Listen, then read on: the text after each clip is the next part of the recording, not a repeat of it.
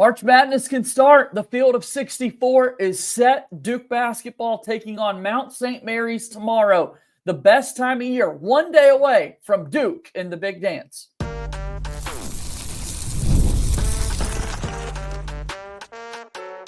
You are Locked On Blue Devils, your daily podcast on the Duke Blue Devils.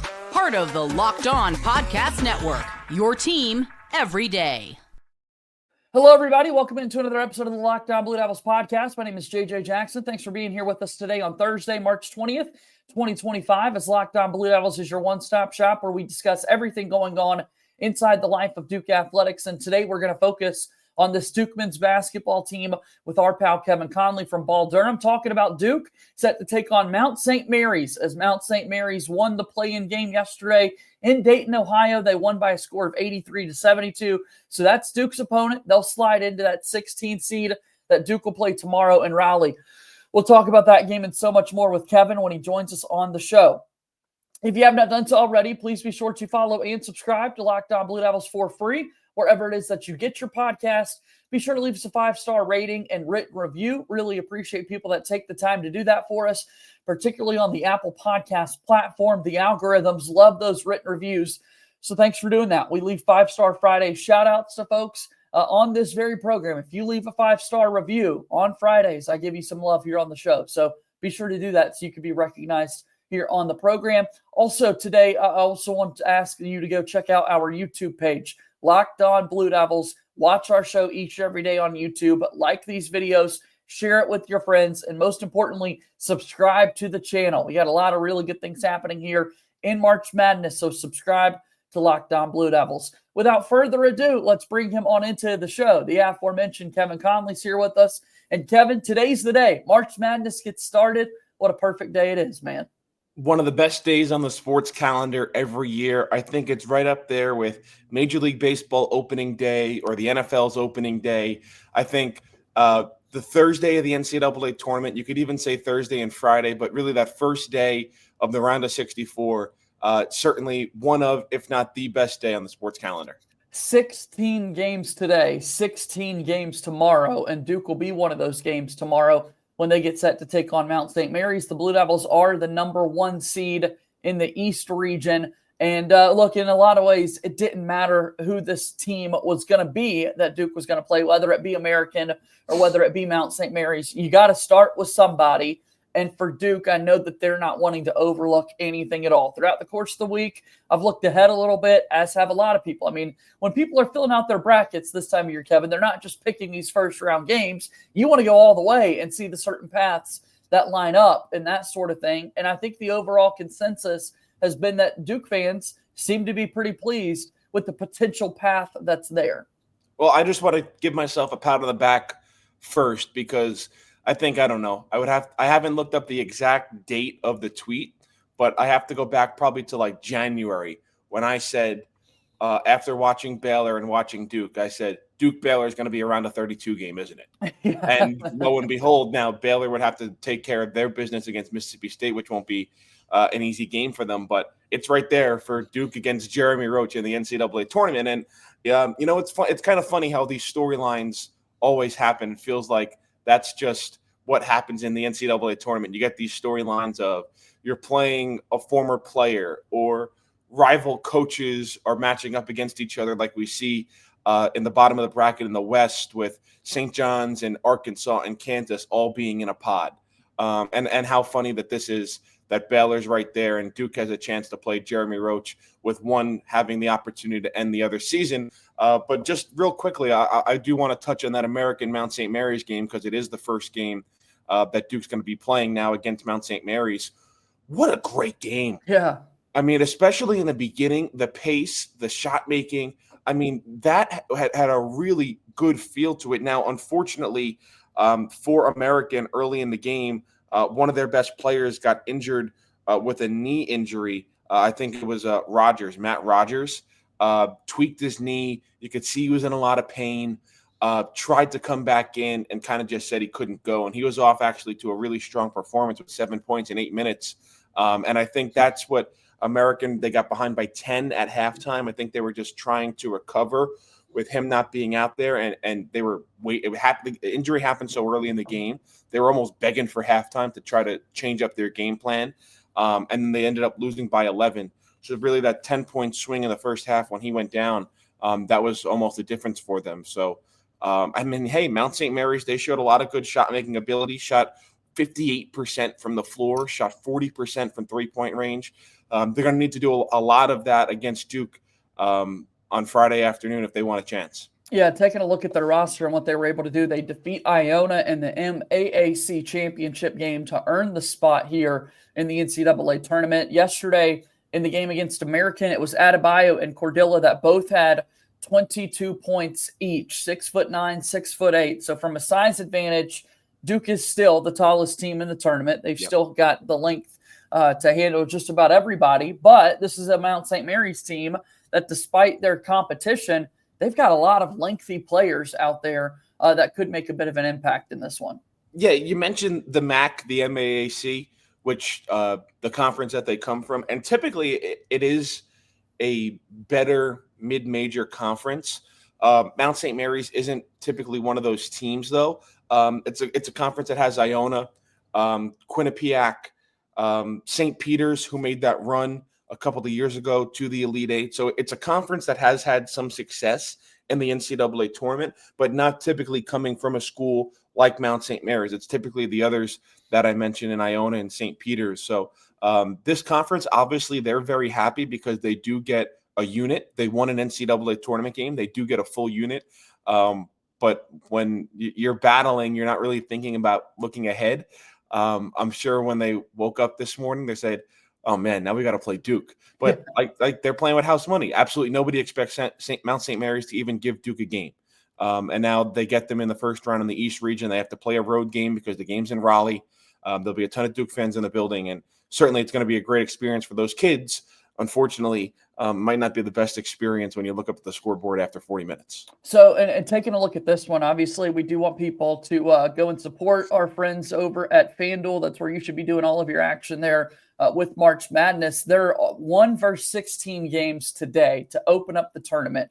Have not yet seen the line come out on FanDuel for Duke and Mount St. Mary's. I would expect that comes out a little bit later today. But to give you a sense, number 1 Auburn, 16 Alabama State is a 32.5-point spread. And then a little bit later in the day, you've got in the bracket, number 1 Houston. They're set to play against SIUE, and they are 28.5-point favorites. So that's just kind of the gravity that we're looking at here, Kevin, when you put a 16 seed against these top 4 teams. 32.5, 28.5. And I'd imagine the Duke line is going to be somewhere in that ballpark as well. Yeah, I would imagine as well. That's kind of when you think about it. I mean, Duke had played conference games where they were 22-point favorites. Sure. I mean, and now you're thinking of, yes, this wild is to think about. Yeah. Yeah, this is a conference champion. This is an NCAA tournament team. But given how good this Duke team has been, you think that number could be very high. So we'll see what it is. But I think Duke is primed to get a victory in the round of 64 this year. Okay, so it's Mount St. Mary's that the Blue Devils are going to play tomorrow in the NCAA tournament. We'll talk a little bit more about the run ahead for Duke basketball and more when we come back here in just a moment on this episode of Locked On Blue Devils.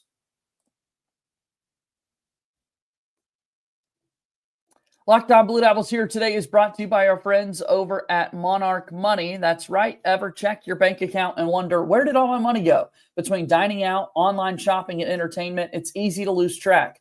That's where Monarch Money comes in, your personal CFO, giving you full visibility and control over your finances. Monarch Money isn't just a budgeting app. It's a complete financial command center. You can track all your accounts, investments, and spending in one place so you can stop managing your money and start building wealth.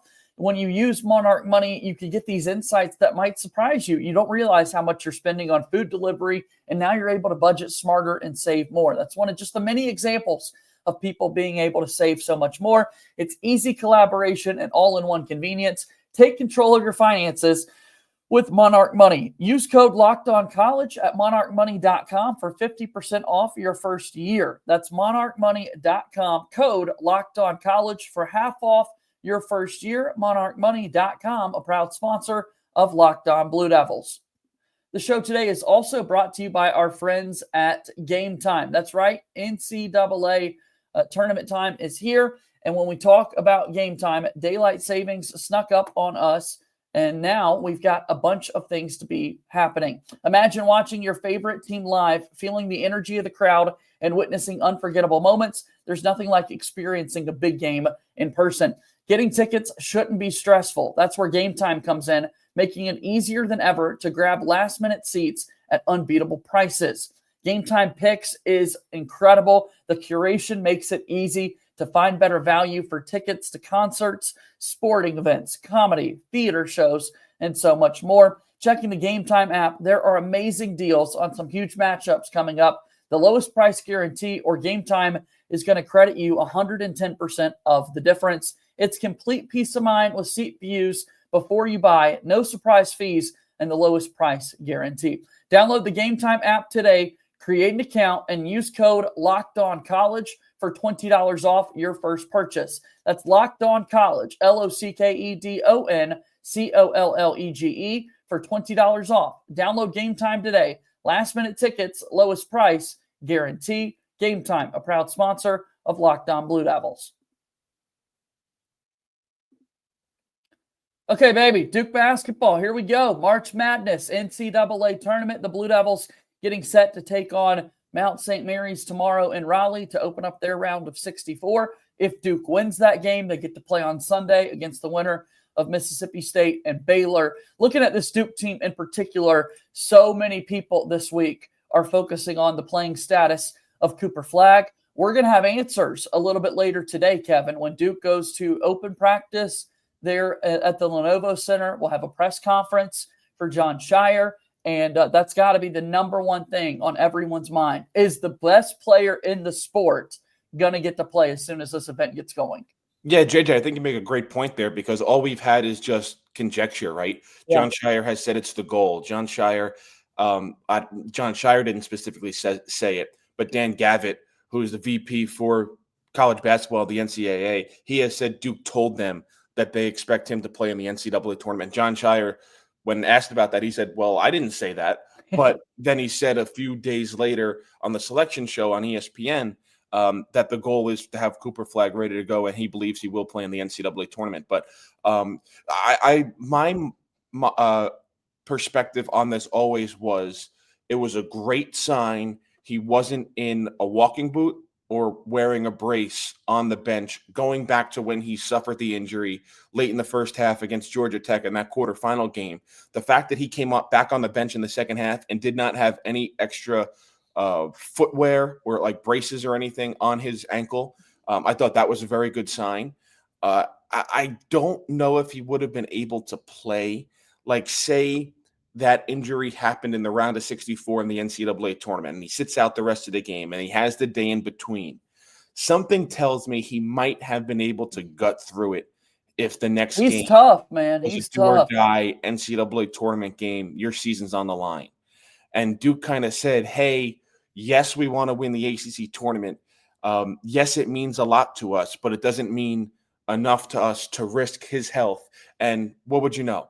The rest of the team is still really, really good. Yeah. And they're still able to win an ACC tournament championship with him on the sideline. So I do have a couple of questions to say. If those ACC tournament games had been NCAA tournament games, I have a feeling he's out there on the court. So I do expect him to play against Mount St. Mary's tomorrow afternoon. I don't expect him to play a lot, just to be quite honest with you, just because I think this Duke team is going to be up, and I think they're going to be up big. So if John Shire can play him 25 minutes or less, I think that's great. And then he goes into his recovery, because you never know. I mean, Baylor has a ton of talent. People thought they were going to be a top 10 team in the preseason. Mississippi State from the vaunted SEC, although the vaunted SEC is 0-1 in the NCAA tournament, with Texas losing to Xavier in the first four last night. So I do think Duke wants him on the floor and fully available for that round of 32 game, if he does have to play 38 minutes in that one. But against Mount St. Mary's, I'm kind of expecting him to play 25 minutes or less. Yeah, no, I'm excited just to see him back in action, to see exactly what it looks like at practice today. You know that every single camera is going to be following what he does and that sort of thing. And that's my big thing in all of this, Kevin, is I wonder how much of this has just been overblown a little bit. I mean, this is the best player in the sport, so you want the coverage to be there. Even going back to the injury when it took place, it's in an NBA arena. It's set up for the ACC tournament. There are cameras everywhere. That's how last week when we were able to talk about it, we're talking about, they're able to get the shot of Cooper Flagg in the wheelchair, going to get the x-ray. That wouldn't have been an option if Duke had been playing a regular season game. Everything would have been back in the locker room where there are no camera access or anything like that at all. And we wouldn't be left wondering okay, how severe is this or that sort of thing. But because it's a circus, because it's March, because there are a million cameras everywhere at an event like the Spectrum Center, we get all these photos and shots, and we're able to see Cooper Flagg literally through the moments figure out the severity of this injury. And I think that has certainly added a lot to what people are discussing. 100%. I think the one thing we're not talking about is the other injury that Duke is going on right now with Malik Brown. Go there, yeah. And I'll be quite honest, and this is no insider information or anything that I know. I don't expect him to play. I don't know how, for the rest of the tournament, I should say. I don't know how you can play after you dislocate your shoulder twice in a 3-week period. Yeah. And you have to be stretchered to the hospital because you're in so much pain. Now, the one thing I'll say, and it seems like it's a good thing, is for the semifinals against North Carolina, one day after he redislocates the shoulder, Malik Brown sitting there on the bench in a sling. Mm-hmm. Sling wasn't on for the ACC championship game against Louisville. On Saturday, yeah. Yeah, I don't know, as someone who's never dislocated a shoulder before, and I'm not in that boat either. Yeah, I'm there with you. I haven't. I don't know how to view that, but I would have to view it in a positive light. Now, John Shire kind of said that it is a long road, and we'll see what happens. I certainly don't expect Malik Brown to play this opening weekend. I don't know how that would be humanly possible, but I guess the way the shoulder dislocated and how it could have been popped back in and yada, yada, yada. But let's just add to that. Pat Gongba.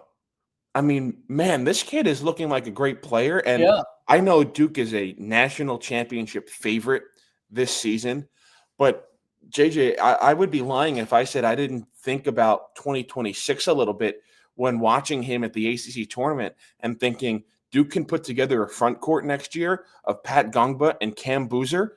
I mean, assuming Cam Boozer plays to the expectations that everybody has for him right now, that could be one of the best front courts in the country. Yeah, no kidding.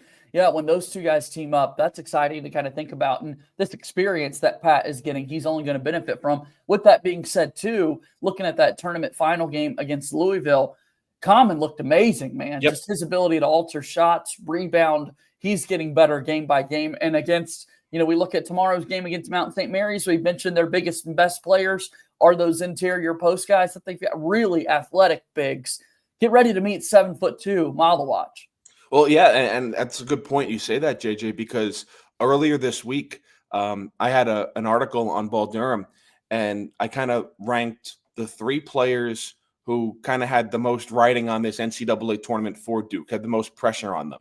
And Tyrese Proctor was somebody that I said just because of how last year ended, going 0-4 against NC State. I feel like he has something to prove, and kind of is he an NBA prospect? Is he a fringe NBA prospect? Could he make more money at Duke next year than he would potentially in the NBA? Another player I had on there was Common Malawach. And I said, assuming Malik Brown does not play in the NCAA tournament, Duke is, they're a young roster overall, but specifically you look at that front court. And when Common wasn't having great games, there was always the security blanket of Malik Brown. And you knew Malik Brown was going to come in and steady the ship and provide you good minutes and play great defense. Now that security blanket isn't there, and the backup is Pat Gongba, and you don't know what he's going to do because he's a rookie and he's a freshman and he's really playing his first extended minutes of the season. I know he got some time when Malik Brown was injured with the shoulder late in the season for the first time. But yeah, I think there are questions for Duke with their front court entering this NCAA tournament just because how young they are at that center position with Malawach and Gongba. Excited to see it all play out. Excited for the front court guys for Duke to make an impact. Hopefully we've got Cooper Flagg going, and I love your point about Tyrese Proctor. Like, lead the way for us, and let's see what he can do as Duke begins a March Madness run coming up tomorrow. All right, it starts today, the round of 64. And also, with 4 ACC teams in the field, it's an ACC team that's not in the NCAA tournament that people are talking about a hire possibly on the way for a team in Raleigh. We'll talk about that and more as we start to wrap up today's episode of Locked On Blue Devils. We're back here in just a moment. Locked On Blue Devils here today, brought to you by our friends at 5 Hour Energy. Daylight savings time snuck up on us again, and if you're feeling that lost hour of sleep, 5 Hour Energy has your back. The extra sunshine means more time for fun, but sometimes you just need a little boost to power through. Whether you're staying up late watching these NCAA tournament games, squeezing it around to golf after work, or just trying to keep up with your busy day, 5 Hour Energy gives you that quick, refreshing pick-me-up whenever you need it. It's amazing to use. I love 5 Hour Energy, the convenience of being on the go, whether I'm at home, at the games, traveling, so much more. 5 Hour Energy is always a way to keep me feeling refreshed. Head to 5hourenergy.com to find over 15 flavors to choose from, including watermelon, blue raspberry, and peach mango. You can even build your own 12-pack or 24-pack delivered right to your door. Need one now? Grab a 5 Hour Energy shot at your local grocery or convenience store. They're everywhere. Stock up today and stay energized. 5 Hour Energy is a proud sponsor of Locked On Blue Devils. The NCAA tournament is here, and so is the Bracket Breakdown. Locked On Podcast Network and Amazon Fire TV channels are teaming up to deliver NCAA tournament coverage like never before. Watch studio shows featuring former players and Locked On's local experts as they guide you through every upset, buzzer beater, and bracket matchup. Stream it all for free on Amazon Fire TV channel. Search Bracket Breakdown to see it all for free. It's your team every day. Do make sure you go check out that Bracket Breakdown show, Locked On. We're super excited about this partnership that we've got this tournament with Amazon. I've been on the Bracket Breakdown show on your Fire TV channels talking about our Duke Blue Devils. So go and support it. Go and support our friends there, Isaac and Andy with the Locked On College Basketball program. Let's get back to today's show. Okay, Kevin Conley's here with us. We're wrapping up our conversation here today on Locked On Blue Devils. And Kevin, we take a look at the ACC, 4 teams in the field. North Carolina wins their play-in game against San Diego State. They're in Dayton, so they've made the tournament along with Duke, Louisville, and Clemson. But how about the team in Raleigh? It appears we've got an agreement in place. NC State knows who they want to be their next head basketball coach, Kev.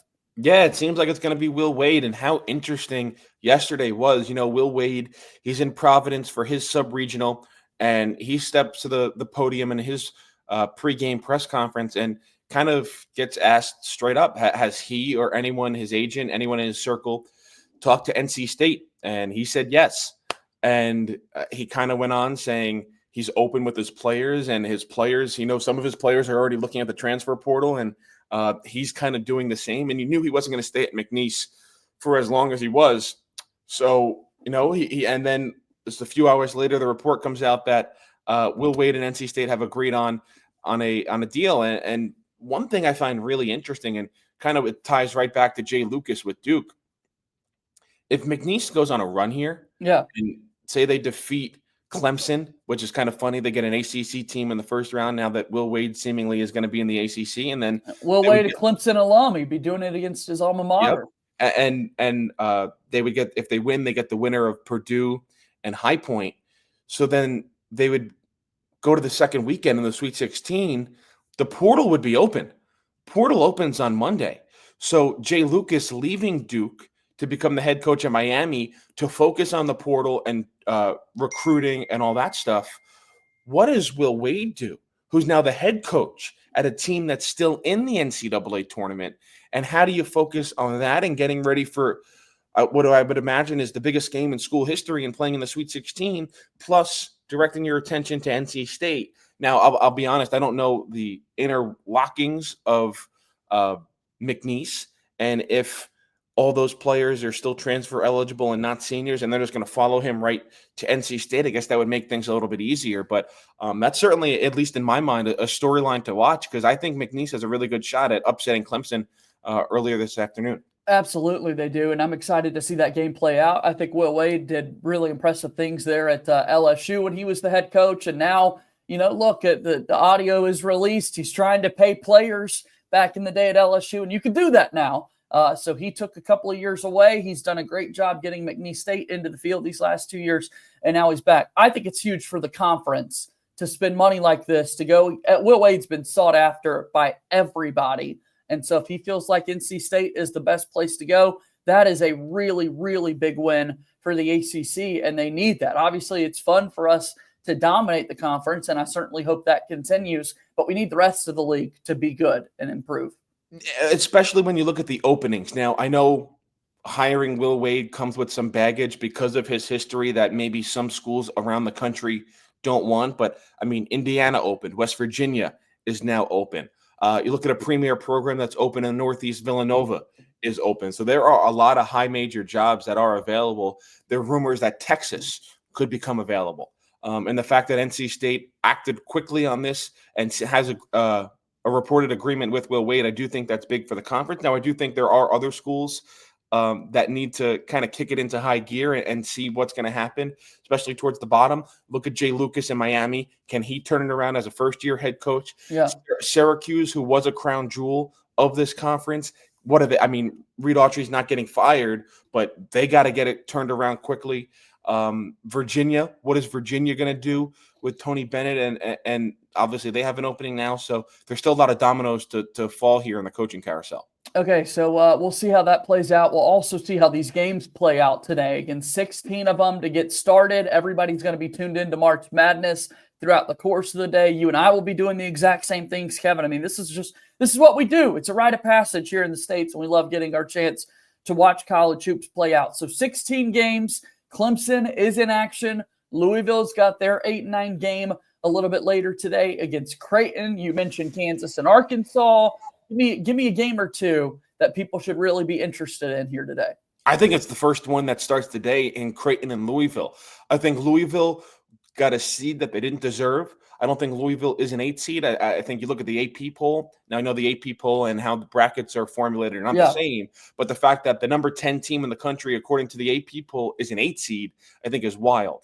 And the fact that I think Creighton gets hurt in this situation, not only because they're playing a team that got underseeded, they're playing them in a true road game because Louisville is playing in Lexington, Kentucky in Rupp Arena. So that's going to be a true home game for Louisville. And then look, one round further, if Louisville wins Auburn, I know it's close to where their campus is, but it's still going to be 10,000 Louisville fans if Auburn and Louisville play. That's a home play game for Louisville too. Yep.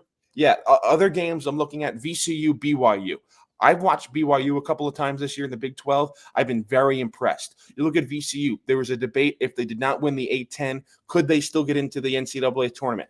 Didn't matter. They won the A-10. They got an 11 seed. I think that's a really fun matchup to watch. I already talked about Clemson and McNeese State. I think that has some upset potential. Hey, I'll throw even the other game in Providence with some upset potential, I think, in High Point and Purdue. I think those first two games in Providence today could be really fun. And then there's a lot of games here. Yeah, there is. We got a lot to choose from. Dig into. I'll say this: Yale, Texas A&M. Obviously, everybody knows what Yale did last year in upsetting Auburn. They get another SEC team. Can they do it 2 years in a row? And then we touched on it briefly. I mean, how awesome theater is it for Arkansas and Kansas? John Calipari against Bill Self. Kansas was the number 1 team in the country for a couple of weeks early in the season in the AP poll, struggled coming down the stretch. They get a 7 seed. They go up against Arkansas as a 10 seed. I think that's going to be a really fun game to watch too. Yeah, we'll be tuned into all of it. 14 teams from the SEC in the tournament, just 4 from our ACC conference. So down to 13 already because Texas is out. Yeah, true. Texas is out of it. So now we're down to just 13 of those boys in the field. So we'll see how it all plays out. Kevin, tell us about Ball Durham. Ball Durham, we are wall-to-wall for the NCAA tournament, men's and women's. Can't forget that women's team, too, ACC champs as well. So we got all the coverage you want on the NCAA tournament, on the men's and the women's side over at Ball Durham. Our team is working hard, and we're getting the content to you. So come read us every single day, every single hour. Come read us over at balldurham.com. We'll have some great content up for you throughout this NCAA tournament. Kevin, I keep saying this every single year, and it's going to remain true here today. I really hope we're still talking about a Duke basketball season in action next week when you and I team up once again. I want to make sure that we're still playing ball when we get a chance to talk next week. So best of luck to Duke this weekend, right? Yeah, it certainly is. Thanks for having me, JJ. And this is what we work for, man, right? Where we're doing all those off-season episodes, Yes. and we're writing stuff in June, July, and August, and we're watching Duke against South Alabama in the regular season. This is the moment we're all working for. So exciting that it's already here. It's the NCAA tournament, best time of the season, and wish everybody good luck out there, and thanks for having me.